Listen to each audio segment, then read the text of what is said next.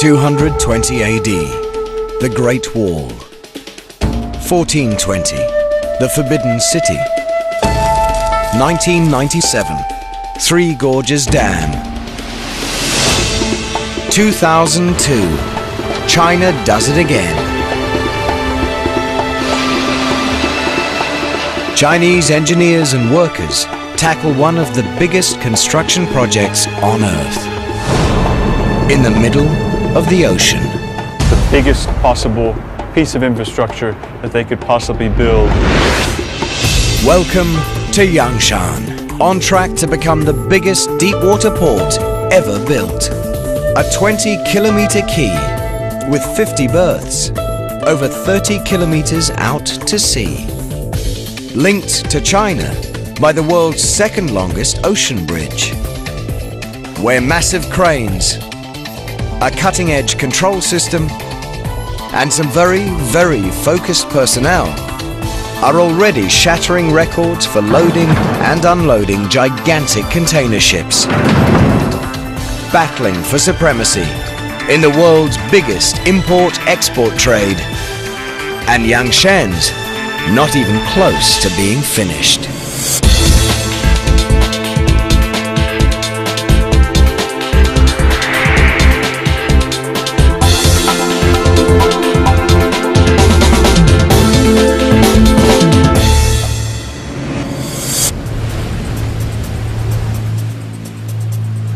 Spring 2007. The Gudrun Maersk, one of the largest container ships on Earth, sails 32 kilometers off the Chinese coast. I started turning so early, but due to the current, then I could see it afterwards that it was a good idea. Her deck stacked high with 3,000 shipping containers. A multi-million-dollar cargo. And 32 kilometers out at sea, the crew of the Gudrun Maersk is just about to put it all overboard. At one of the biggest cargo facilities on Earth. The Yangshan Deepwater Container Port. It'll be years before this megaport is finished, but Yangshan's docks are already over 3 kilometers long. On those docks, some of the world's biggest and brawniest cranes, high-tech trucks, one of the most advanced control systems at any container port, and some of the best container port operators in the business are getting ready for the Gudrun Maersk. They'll have a good day's work ahead of them, and they'll have less than a day to do it. From the moment this giant ship docks, they'll have just 20 hours to unload her 3,000 shipping containers and load her up with 2,000 more. Then they'll have to move the 3,000 unloaded containers to the mainland, over 32 kilometers of open sea. And there's no room for error. Every ship, every day, Yangshan's battling powerful rivals for supremacy in a billion-dollar business.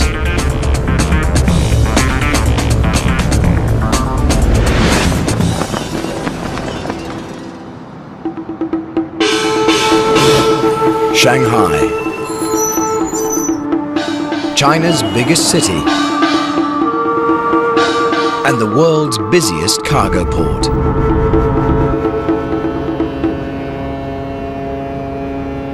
In the 21st century, China's export-import trade's exploding by nearly 30% per year. And Shanghai's in the right place at the right time.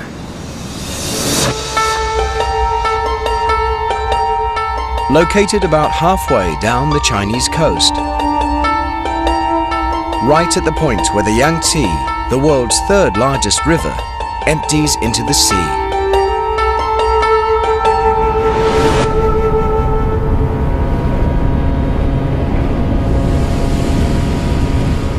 Billions of dollars of goods made in China travel down the Yangtze to be shipped abroad.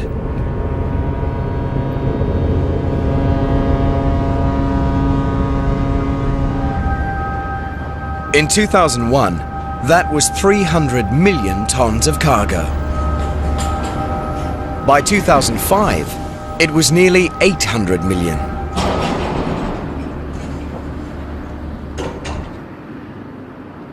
Shanghai should be sitting pretty. But it's got problems. Big problems. Problems these two guys deal with every day.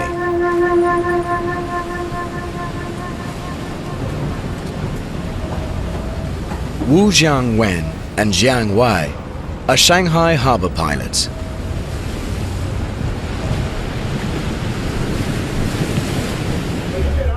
Their job: climb on board cargo ships arriving from the open sea and steer them to a safe berth at Shanghai's docks. And that's even harder than you think. The color of the sea reveals why. Muddy brown, the color of a river.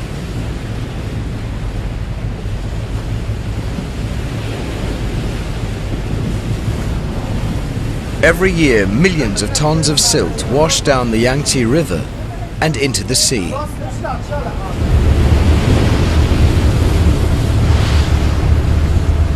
Where the Yangtze meets the ocean, all that silt piles up in sandbars. Exactly where hundreds of ships are sailing into Shanghai. At low tide, the silted up entrance to the world's busiest cargo port is only 7 meters deep. And in today's world, any ship that can clear 7 meters is a mere rowboat. The biggest ships that come into Shanghai need 12 meters water depth. So they are very dependent on high tide.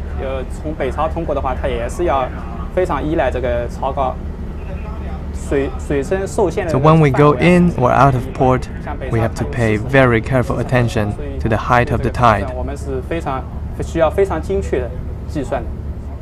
Today's vessel needs only 8 meters depth. It cleared the sandbars at high tide. But that doesn't mean Wu Jiangwen and Jiang Wei are having a nice day. They look relaxed, but they know their problems are just beginning. Because Shanghai's aquatic arteries are seriously clogged with more than just silt. Their ship's now entering the Huangpu, a smaller river that runs through Shanghai. And they're about to steer it through one of the worst maritime traffic jams on Earth. Normally, we'll have more than 100 ships coming into the river mouth and another 100 ships going out over 24 hours. And that's just the big ships over 5,000 tons. I'm not even counting the smaller ones.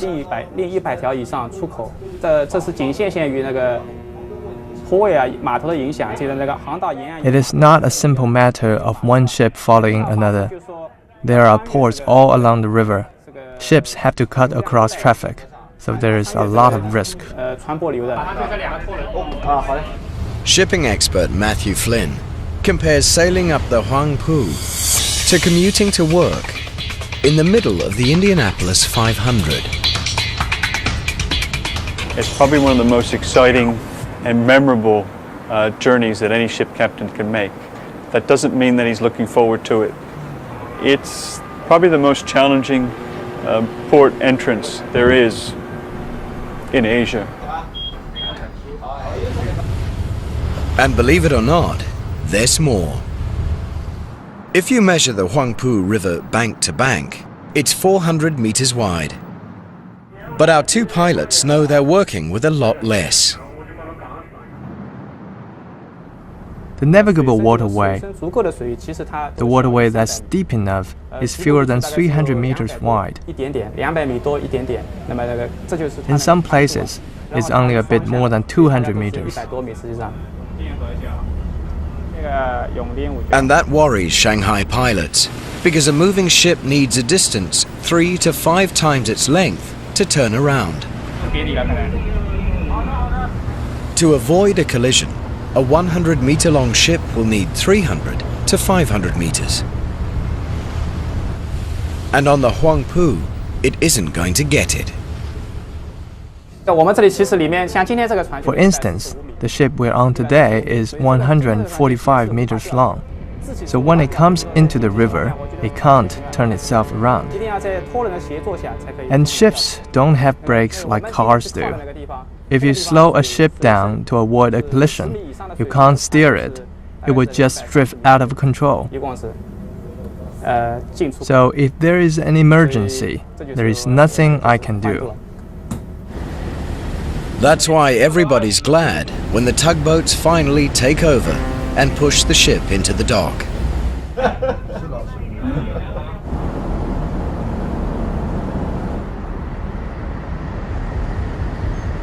Because to these guys, a cruise up the Huangpu is about as relaxing as steering a runaway truck through a crowded shopping mall. Shanghai's navigational challenges make life interesting for Wu Zhanwen and Jiang Wei. But why should they be a big problem for Shanghai? After all, Shanghai's been a world-class port for decades. All that time, the Yangtze was choking with silt.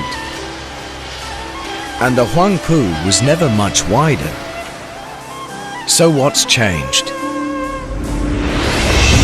This has. The size of the ships sailing into Shanghai. Gigantic container ships. The most cost-effective way to move enormous quantities of freight around the planet. If they can't get their cargoes in and out of Shanghai, Shanghai can't give the world what it needs. Ships will go elsewhere, and Shanghai will be left behind. After World War II, shipping containers revolutionized the cargo industry. Unlike loose cargo, packed containers could simply be offloaded onto waiting trucks and driven away. The first ships carried only a few dozen containers. It didn't take a shipping genius to realize that the more containers one ship could carry per voyage, the more money ship owners would make. So container ships got bigger and bigger and bigger. Well, if you're making $1,000 per container that you're hauling across the ocean, and it's a dollar and cents type of equation. The bigger ships that you can build, the more cargo that you can carry. In the 1990s, Shanghai built new container ports at Waigaoqiao on the ocean just beyond the mouth of the Yangtze. Ships docking at Waigaoqiao didn't have to sail up the Huangpu, and the water there was over 12 meters deep. For a time, things seemed fine, but then the ships got even bigger. As big as the Gudrun Maersk, over 40 meters wide, over 300 meters long, longer than the Eiffel Tower, and needing deeper water than Waigaoqiao could offer.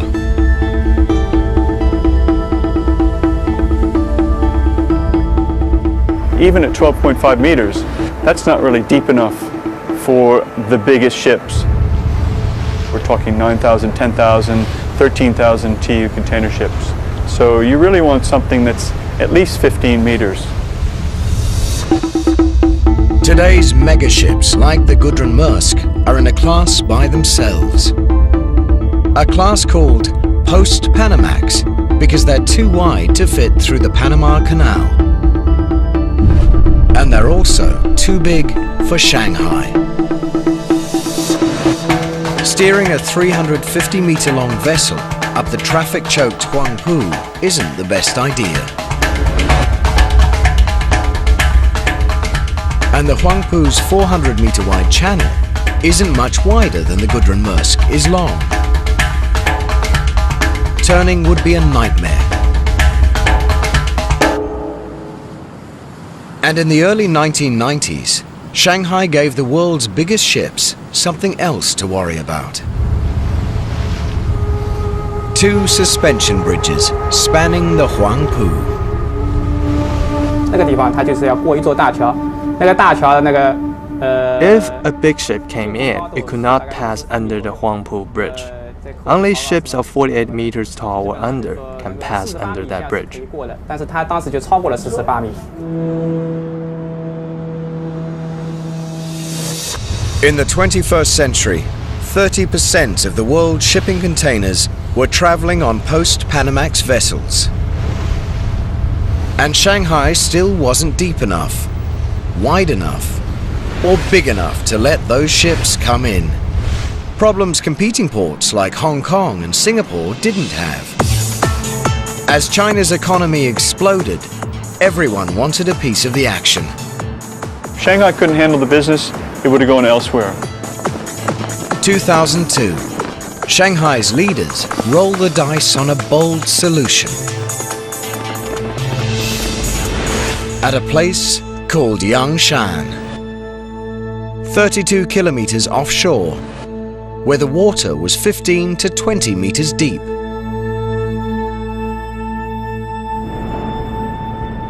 Today, Yangshan is a large island that can easily accommodate a world-class container port.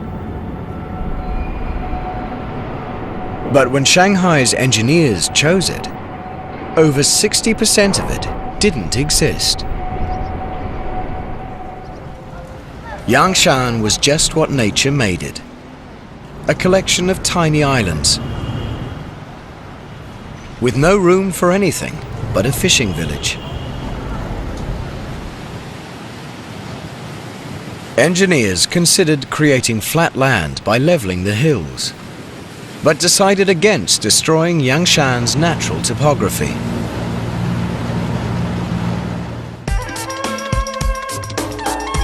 Instead, they decided to build the world's biggest container port virtually from scratch. Yangshan Port is this enormous deep water project that was built kind of on a fresh sheet of paper, the biggest possible piece of infrastructure that they could possibly build to stamp Shanghai's kind of dominance over container shipping. The plan called for a true megastructure, a 20-kilometer quay where 50 ships could dock at one time, and a port that could process 25 million shipping containers in 1 year, 70,000 in just 1 day. Price tag, an estimated $18 billion. 2002, construction begins on Yangshan Phase 1. Engineers begin transforming these lonely islets into the world's biggest container port.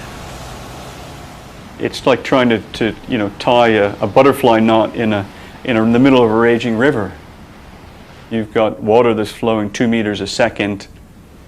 These guys are up against typhoon, bad weather, fog. They're 35 kilometers offshore. There's no power, there's no water. There's probably more inhospitable locations, but there certainly isn't a tougher location to work in for such a big project. Failure is not an option, and neither is delay.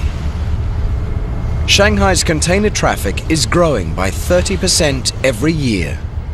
To build Yangshan, engineers must create an artificial island with a 10-square-kilometer port, bigger than 20,000 basketball courts, in ocean 15 meters deep. And that will take thousands of millions of cubic meters of soil. How do you get it? Enter the Sea Dragon, the mega dredge. Built in the Netherlands to clear Shanghai's monumental silt, this is a dredge like no other. When the Sea Dragon swings into action, you can see how it got its name. Its two massive suction arms bear an uncanny resemblance to monsters of the deep.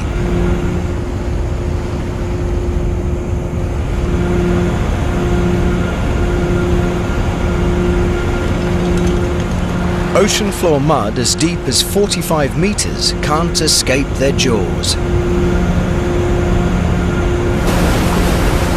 And they don't just eat a lot, they eat fast, thanks to some megapower topside.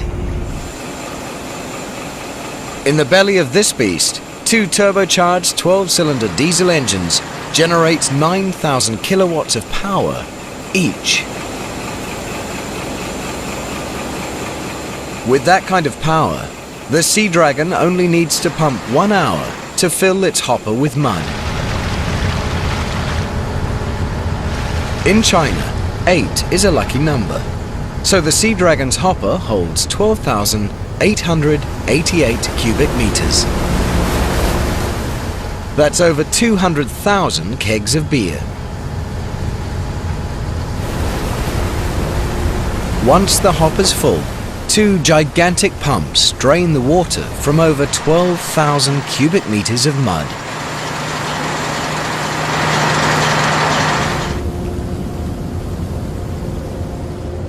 And Captain Yan says that when it's time to deliver the payload, his dredge leads the pack. Older ships can only dump sand, but the Sea Dragon can blow or spray it. That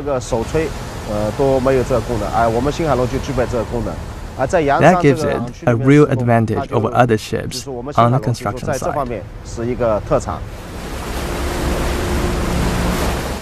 The Sea Dragon worked almost a full year just to build Phase 1. Dumping 3,000 million cubic meters of mud. Enough to fill over 1 million Olympic swimming pools. Growing a man-made island in ocean over 15 meters deep.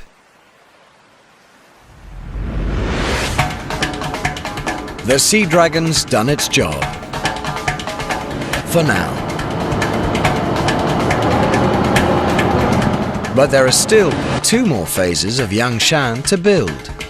And they'll need 13 billion cubic meters of mud. Enough to fill Loch Ness.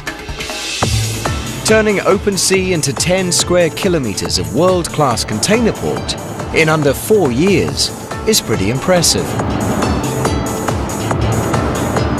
But Yangshan only proves itself when the world's biggest container ships come to call. Now, one of the biggest, the Gudrun Maersk, is ready to unload.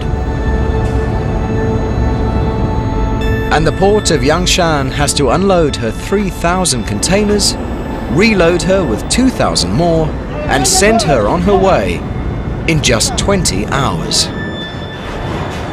Over those 20 hours, Yangshan's state-of-the-art technology and the people who run and manage it must once again show the shipping world that they're among the best. Because in this high-stakes world, no matter how good you are, you're only as good as your last ship.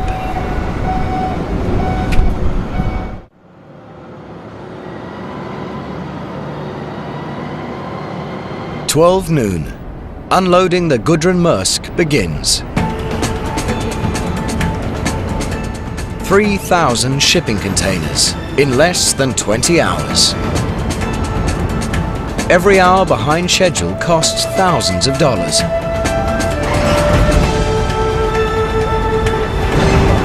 And takes you down a notch in the eyes of the shipping world.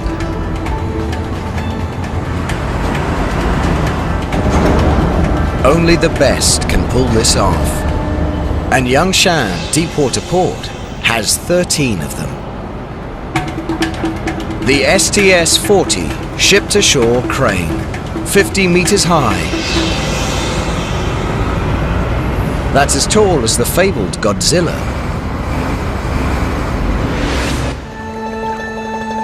And they're manufactured right in the neighborhood, at the Zhenhua Company on Chongqing Island at the mouth of the Yangtze, only 125 kilometers from Yangshan, the biggest crane factory in the world. But even at this mega factory, where mountains of metal seem to float on air, the Yangshan cranes were a tall order.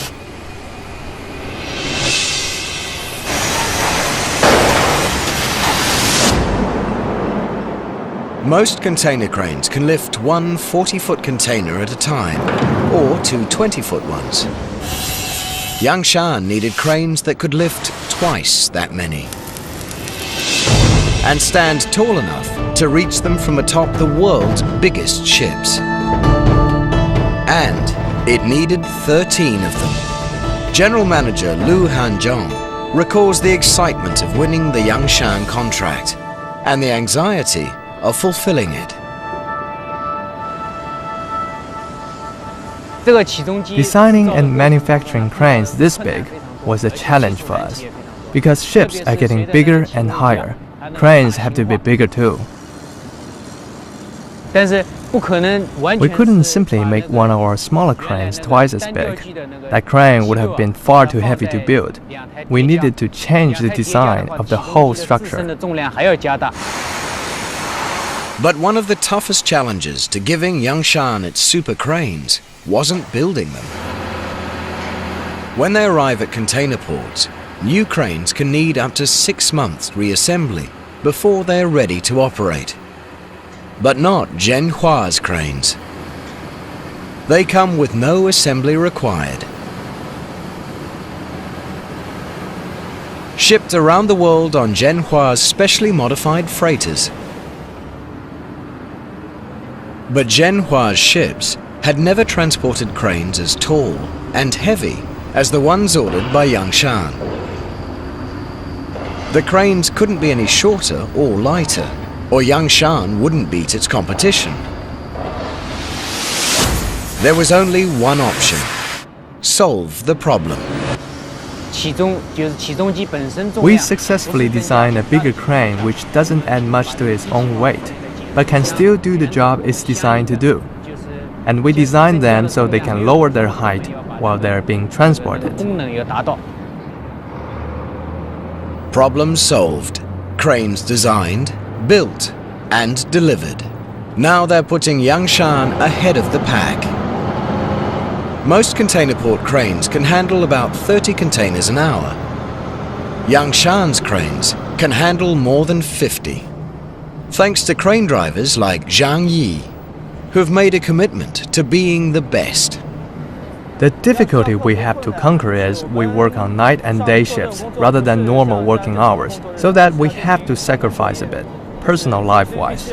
I mean, we cannot just go drinking and have fun as much as we want to. We have to make sure we rest well before we come to work. Driving a container port crane is like fishing for a prize in a carnival game. Except the prize weighs 2.5 tons, and that's empty.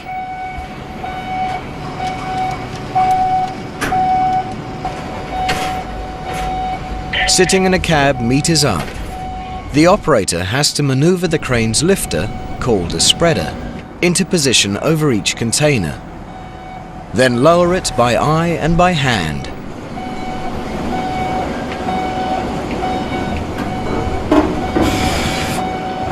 When the spreader's in place, he triggers the spreader's automated locks that grip the container and hoists it up and over the deck onto the dock below, lining it up precisely with the truck that will carry it away. And then do it again, and again, and again. And if you think unloading is tough, try loading. To load a ship, a crane operator has to position a 20-foot container onto pins on deck. and slide it precisely into grooves built into the cargo hold, so containers won't move at sea. That's like trying to set an elephant down on a coin from 50 meters up. And a crane driver doesn't have all day to get it right. If containers move too slowly, ship owners fall behind schedule and lose money. But if they move too fast, they can swing out of control, endangering cargoes, people, and cranes. And a bumped container could mean damaged goods inside. So crane drivers have to develop an instinct for loading and unloading at exactly the right speed. The cranes put the containers onto trucks, which move them from the dock to the container yard. At the yard, rubber tire gantry cranes take the containers off the tractors and put them on the ground. But there's a lot more to this process than just heavy lifting. Shipping containers look alike, and unless you can match their numbers with the list, there's no way to tell them apart.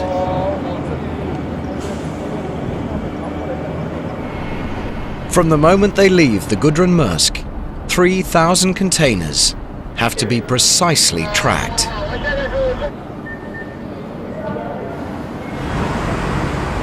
A misrouted container means unhappy customers and a bad reputation for Yongshan. A lost container is unthinkable.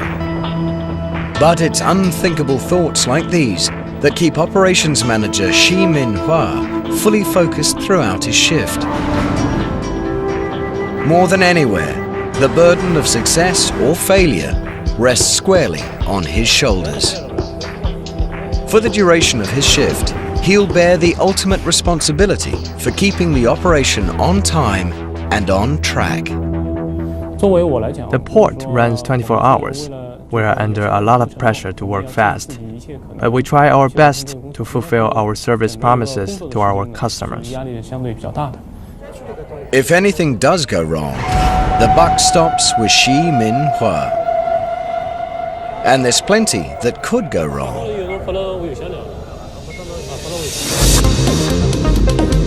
Before a ship sails, the shipping company's computers analyze the contents and destinations of its several thousand containers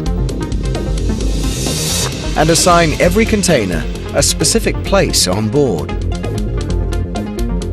The first port containers are the ones on top, and the last port's containers are on the bottom.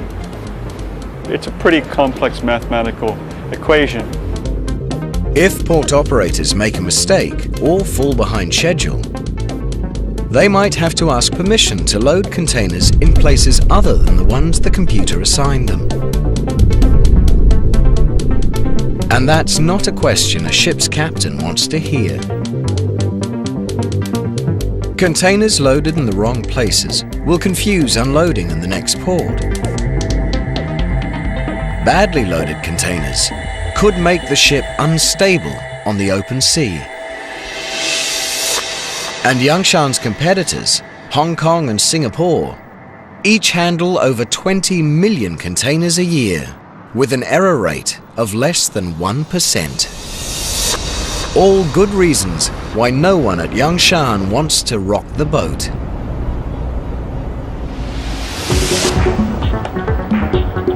Fortunately, Yongshan has a brain to match its brawn. A cutting-edge control system developed by the port of Shanghai.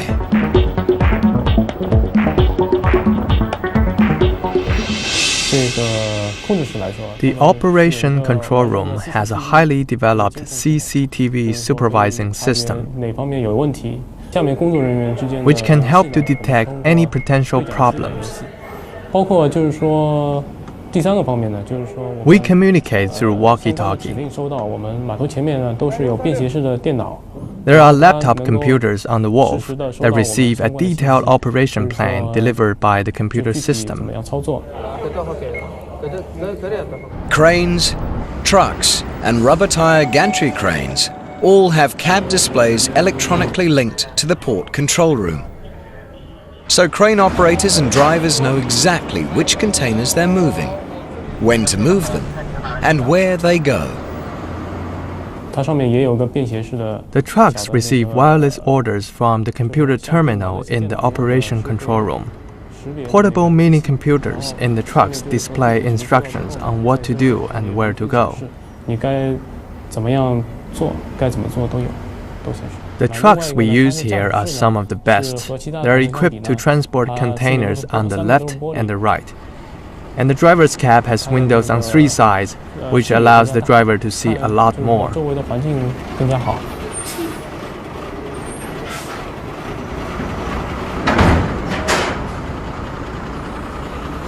The Yangshan system maximizes efficiency.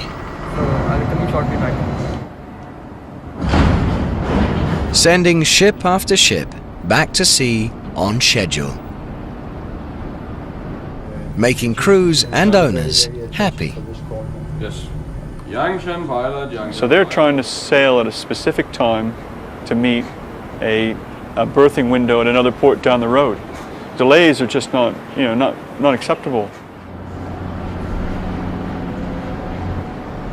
The unloading and loading goes on all night.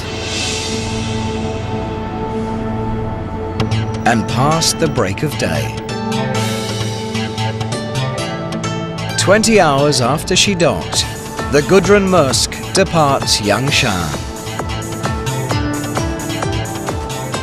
leaving behind 3,000 containers filled with imported goods. Taking with her 2,000 others filled with exports. Xi Minhua and the Yangshan team can finally relax and call it a day. A very long day. But Yangshan's job isn't over yet. 3,000 shipping containers have to be delivered. Customers have waited weeks for the Gudrun Maersk to bring them across the ocean.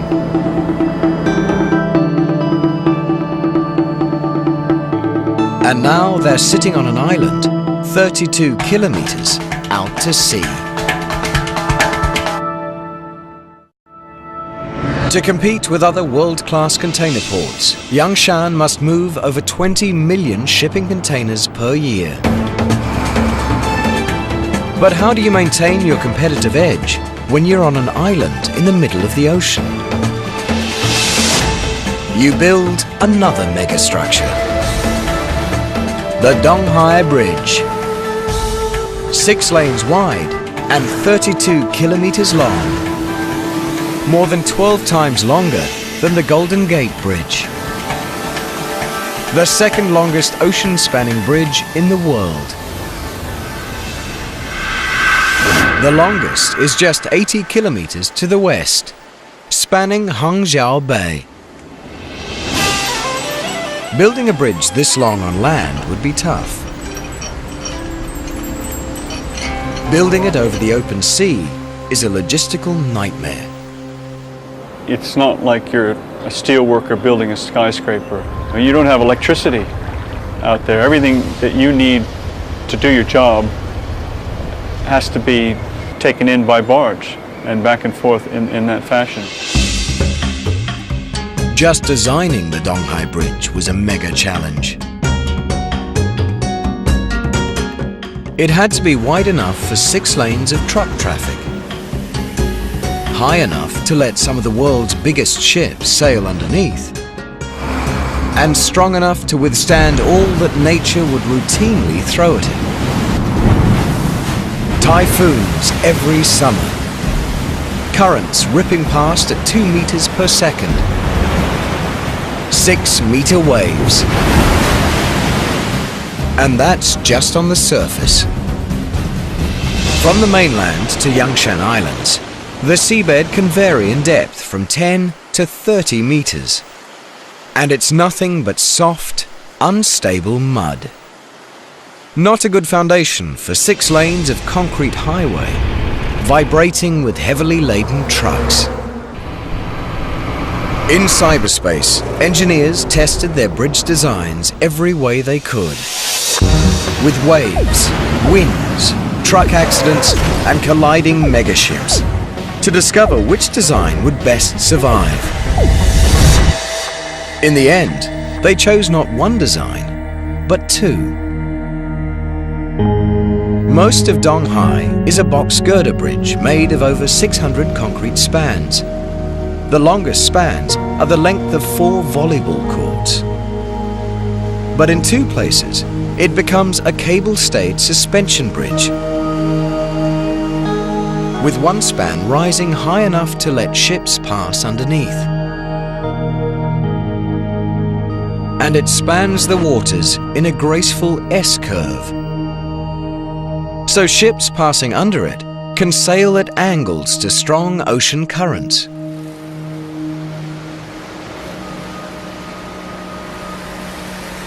By 2002, engineers had a bridge that worked beautifully, on paper and in their computers. Now, they had to build it. First challenge: anchor kilometers of concrete in waterlogged mud, firmly enough to stand up in a typhoon. Engineers drove over 6,000 foundation piles into the sea floor, positioning them with GPS and 7 satellites within a 3 to 5 millimeter accuracy. 20 plus meters of water, then another 40 meters down below before they actually reached bedrock. Next problem: how to build 600 concrete spans, some weighing over 2,000 tons. In the middle of a sea so rough, construction's possible only 6 months of the year. The solution was not to even try. Instead, the Donghai's builders pre-built its massive spans on land and towed them out to sea. I mean, it would be craziness to try to build the bridge, you know, piece by piece in that position. And they had to actually, in the middle of the process, you know, actually construct this new barge with 1,600 ton lifting capacity to move these bridge sections into position. From start to finish, nothing was routine about building Donghai Bridge, including the workers' lives. As construction moved further out to sea, massive bridge pilings did double duty as dormitories. On 10 December 2005, 42 months after construction began, the Donghai Bridge opened to traffic.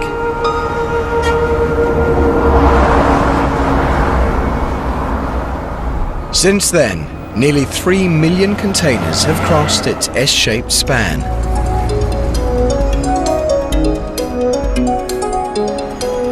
Under the watchful eyes of bridge operators.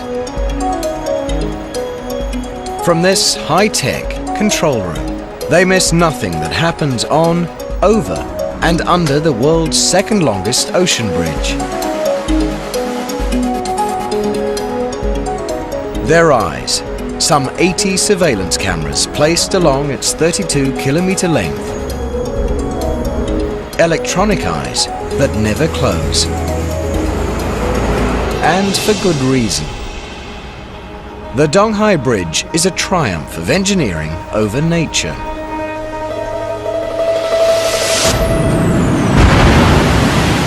But nature isn't giving in that easily.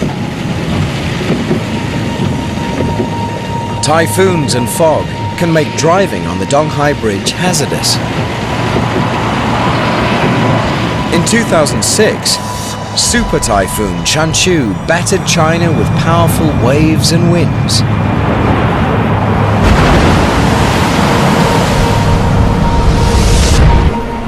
The bridge stood its ground.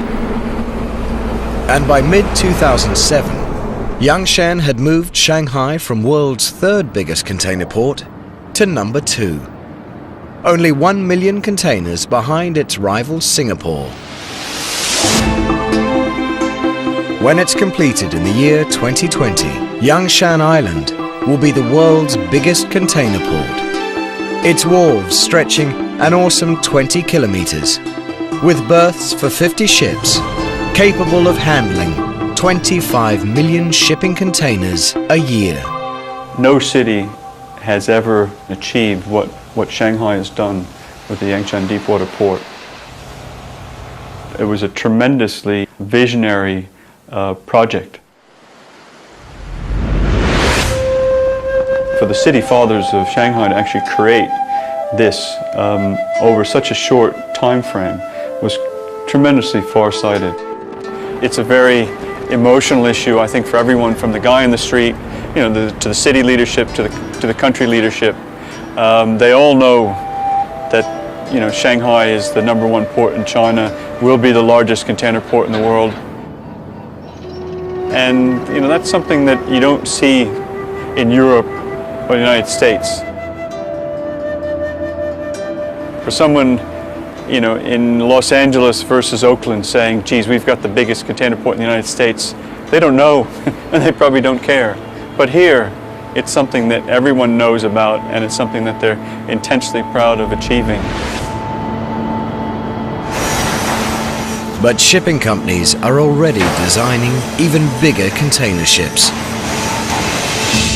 Mega ships that will demand even longer docks, bigger cranes, and deeper water.